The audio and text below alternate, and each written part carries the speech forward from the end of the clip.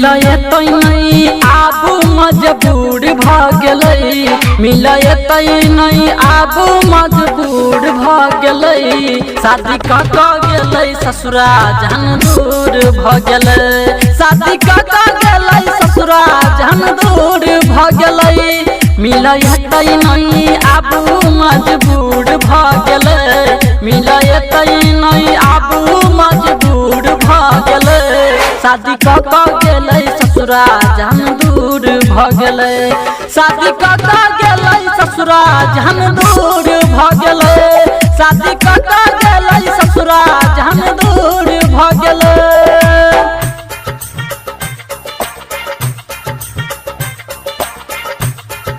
रूपम recording studio जीवा चौक मधुबनी।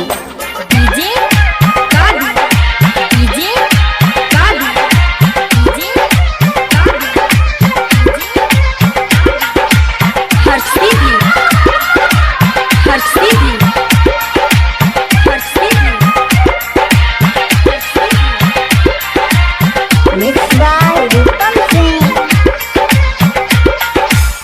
जान बिना यार सुनई जान चल जेतई एको पल दिल के चैन नहीं मिलतई।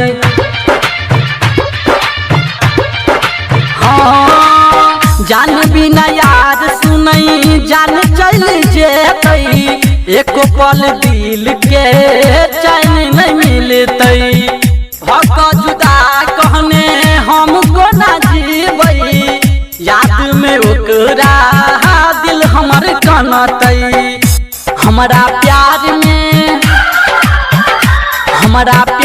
में एहन कोन कसूर भ गेलै हमारा प्यार में एहन कोन कसूर भ गेलै शादी कऽ गेलै ससुरा जान दूर भ गेलै शादी कऽ गेलै ससुरा जान दूर भ गेलै।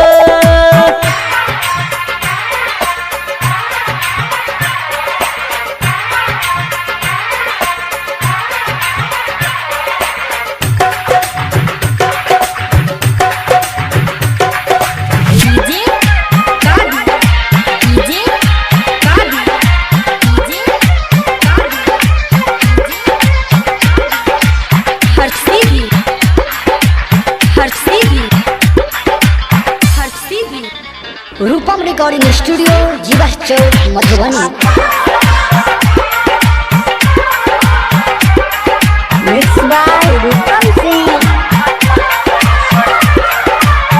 दोसर के संगे अपन दिल के लगा कर गेलै विवेक के ऊ पागल बना कर।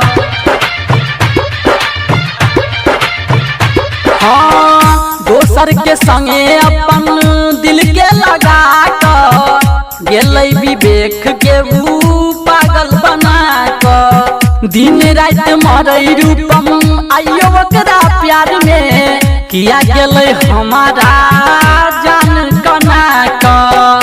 शीशा जेहन दिल टूट कऽ चकनाचूर भ गेलै शीशा जेहन दिल टूट कऽ चकनाचूर भ गेलै शादी कऽ गेलै ससुरा जान दूर भ गेलै शादी कऽ गेलै ससुरा जान दूर भ गेलै। मिलए तो नहीं आबू मजबूर भ गेलै मिलए नहीं आबू मजबूर भ गेलै शादी कऽ गेलै ससुरा जहन दूर भ गेलै शादी कऽ गेलै ससुरा जहन दूर भ गेलै मिलए नहीं आबू मजबूर भ गेलै मिलए नहीं आबू मजबूर भ गेलै शादी कऽ गेलै ससुरा जहन दूर भ गेलै शादी कऽ गेलै ससुरा जहन दूर भ गेलै शादी कऽ गेलै ससुरा जहन दूर भ गेलै।